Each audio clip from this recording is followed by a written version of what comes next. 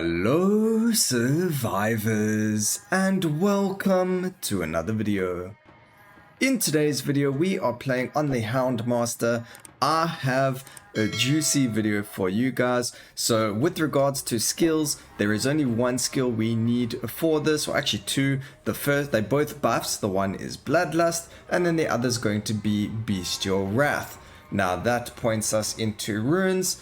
For our runes, we are running skill mastery nature as well as unconventional start. We then have vulnerable target, critical mastery, and generalist. So we are going to be running very weak skills that deal absolutely no damage, and we are going to be doing all of our damage using our hounds. That is the plan. Whether or not it actually works is a completely different story. So now we do need to make sure that we banish all of the nature skills. We want to make sure that we do get the Bestial Wrath very first in the very beginning. We don't need any other skill except for Bestial Wrath in terms of nature or summons or anything even in the beginning, because that's all that you need in terms of dealing or having enough to get your summons out there. It's the only one that we kind of have to struggle to try and get. Gosh, if my words would ever come out of my mouth properly. So the only skill that we are struggling to get would be Bestial Wrath. There we go. On our second restart we managed to get it, and in the beginning of the game you don't need any skill, even the buff you wouldn't need anything. So we are just looking at buffing our dogs now. So we're going to grab the skills that give us additional debuffs onto enemies. So like egg shooter is very good because of the exposed. We can get some dazed, and then we can just stack all of the different bonus debuff skills like burn, slow, things like that, so we can get like your hypothermia and things like that.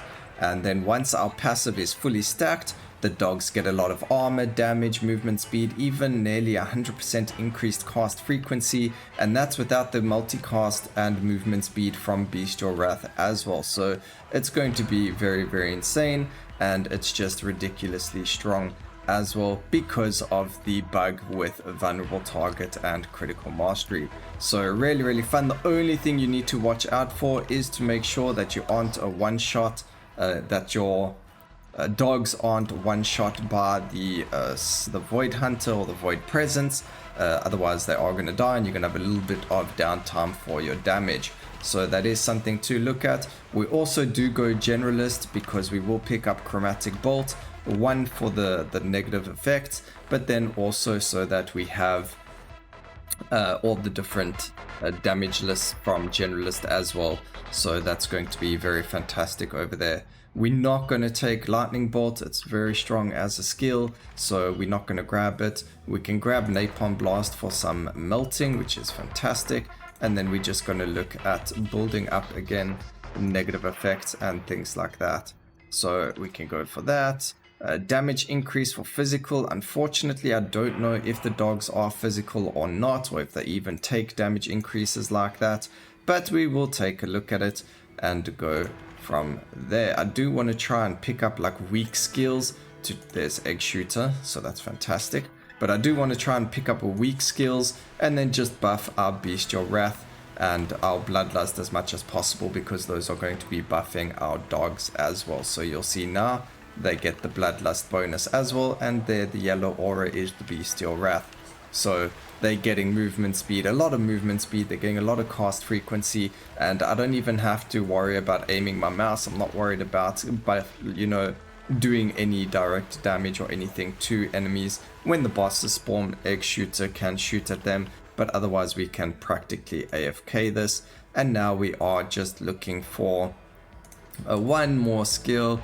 That would be our Chromatic Bolt, just to help with the negative effects. So here we're going to go damage increase. We don't even need the legendaries, but we are getting them. Unfortunately, they do assist you because, again, like your summons would, if you get your damage increase to them, it would increase the damage. But because dogs don't have tags or anything like that, I don't believe passive upgrades that are specific to typing are going to be useful for us. So if you get something very general, like your multicast over here, that will affect them, but everything else isn't going to. It needs to be a general upgrade that's going to help them and assist them.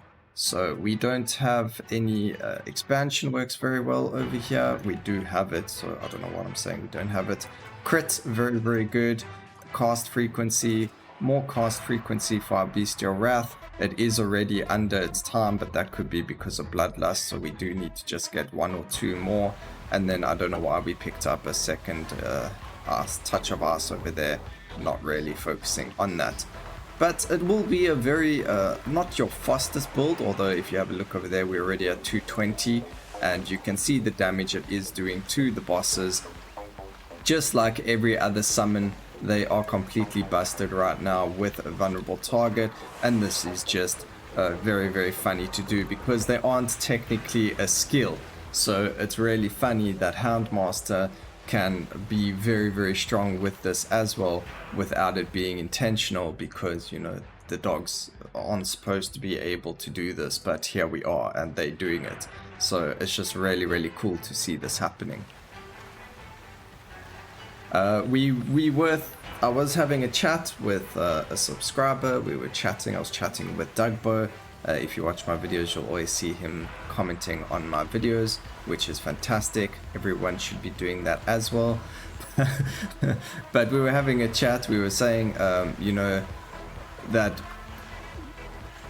Fridays we can turn it into a failed Friday attempts, because there are a lot of attempts that I make that generally don't make it onto YouTube, because, you know, well, firstly, everyone loves the tubers, the successful attempts, you know, they don't really like seeing fails. But at the same time, it is interesting to see what builds I have attempted that are absolutely you know, for at least high curse, complete garbage, and aren't going to work at all. So if that is something that you guys want to see, make sure you do hit the like on this video, and then let me know down in the comment section as well if it is something as well that you are interested in seeing. Just like our challenge that we had from yesterday, this is something as well very similar. Obviously it's only going to happen when there is a failed build or something like that, but I did actually, before looking at the dogs over here, I did try one of the failed builds I did in the past with the Houndmaster's bleed weapon, and unfortunately with the new runes and the new skill tree and the new passive, that build is now completely viable. It is possible and it's no longer a fail. So there is a huge power creep in the game as well that's turning nearly and absolutely every build in the game to be viable, and it's going to be quite a difficult venture going forward, but otherwise I'm sure we will find something that we can completely break going there. We did finally find Chromatic Bolt, so that's even more damage to our dogs, which is fantastic. And now we can just start stacking the buffs to Bestial Wrath, Bloodlust, and all of the different negative effects. Maybe Executioner could have been good as well, but the crit is definitely one of the biggest things over here, so we didn't have space for it. Unfortunately, if we had more slots and more rune power, then Executioner would have been the next rune to have added to the build. But very, very funny. We still... No, we don't have. I'm busy shooting Chromatic Bolt. I was about to say, you know, we still have an auto attack happening over here, but it's just from us shooting all of the general attacks out at enemies. And we've already killed 2 sets of bosses. I don't even recall killing the second set of them. It must have just happened and I didn't even think about it. But there we go, potency upgrades. We do need more movement speed because I keep running past the void presence and that's killing my hounds, and that means we're going to be losing a lot more damage. And unfortunately Houndmaster does not have access to more buffs, otherwise it would have been really interesting. Like someone like Arcane Weaver has a lot of access to buffs, so you could even do something extremely silly like a 6 buff build on Arcane Weaver, because I do think that buffs have a chance to deal negative effects to bosses and things like that. So we will take a look at that at the end of this. We'll see if Bloodlust did any damage. If Bloodlust did any damage, then my dream of having a 6 buff build on 0 curse, of course, because, you know, it has to be a silly Saturday kind of thing. But a 6 buff build is viable, and it will be very, very, very funny. What we would need though is a lot of area of effect on our skills, and then you get like a lot of frailty and things like that, and that would make it more buffing, and we would do even more damage from there. Right now, struggling to kill the last set, or the third set of bosses. The bosses do get a lot more life, and the dogs aren't quite like minions. I don't think they stick to a single target. They do like to bite and then move forward, so we do need to just try and get them to focus the bosses, which is the hardest part of this, but definitely doable. There we go. As soon as they start hitting the boss, you can see the boss's health melt, and then they just die. So we need to try and get our, you know, dogs to kill the bosses. It's a very difficult task, especially when you do kill them accidentally, and otherwise very, very strong just because of the exploit with runes.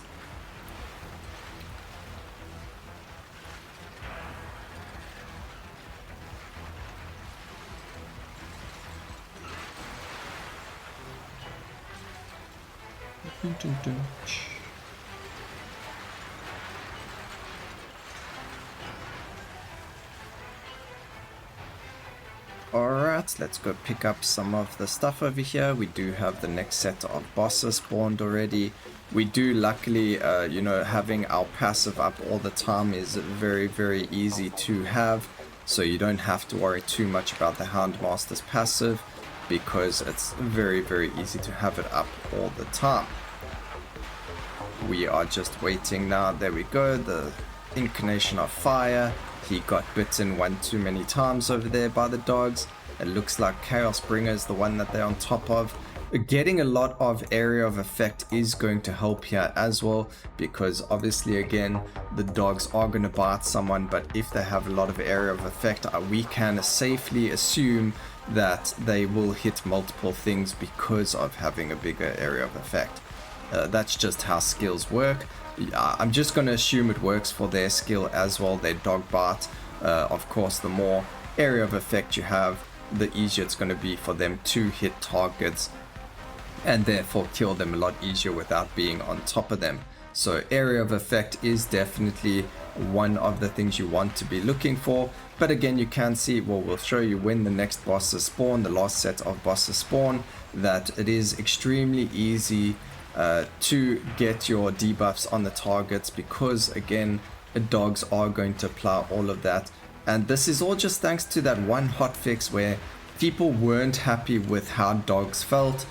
So the developer decided that he would make the dogs very similar to minions, and they would get all the bonuses from the skill tree as well as from your upgrades, just like minions did. But you can't give them direct upgrades like your summons affect that and all that. It has to be the general upgrades like your cast frequency and health and things like that affect them as well now. But other than that, there's no other way to scale damage.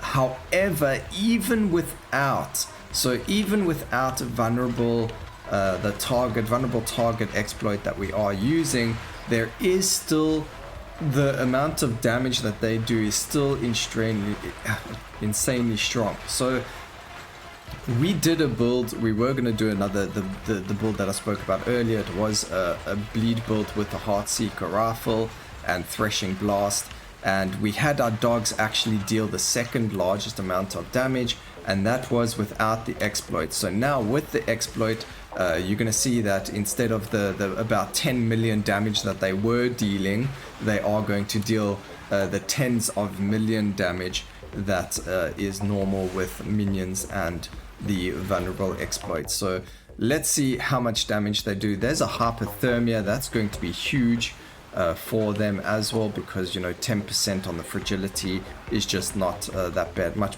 you know, having 40% chance because of slow to hypothermia, or it's actually lower than 40%, but you get the point.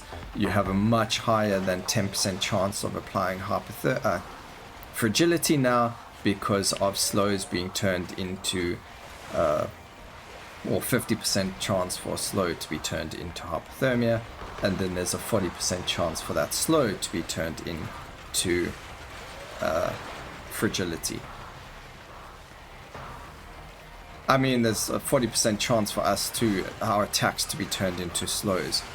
Gosh, my brain is just not working today, guys. It is the weekend, so you do have to kind of forgive me. My weekend's half started, so my brain is just not working with words. It's like, come on, time to knock it off, broken. We are resting now, so my brain has decided to turn off completely. But as you can see, an 11-minute run. It's not the fastest run. I actually have done this with other skills where we went a lot faster, but the point isn't to get the skills necessarily. It's about buffing the minions, and this just works really, really well, and I thought it would make for a great video. So I hope you guys enjoyed it. Let's go see how much damage they did. Still could get into portals with them, but this is not going to get you very far, unfortunately. Dogbot doing 39 million damage, and that was the whole point of this. So I hope you guys enjoyed the video. Please remember to like, comment, and subscribe for more videos like this in the future. And always remember, keep safe, survivors. Until next time, cheers.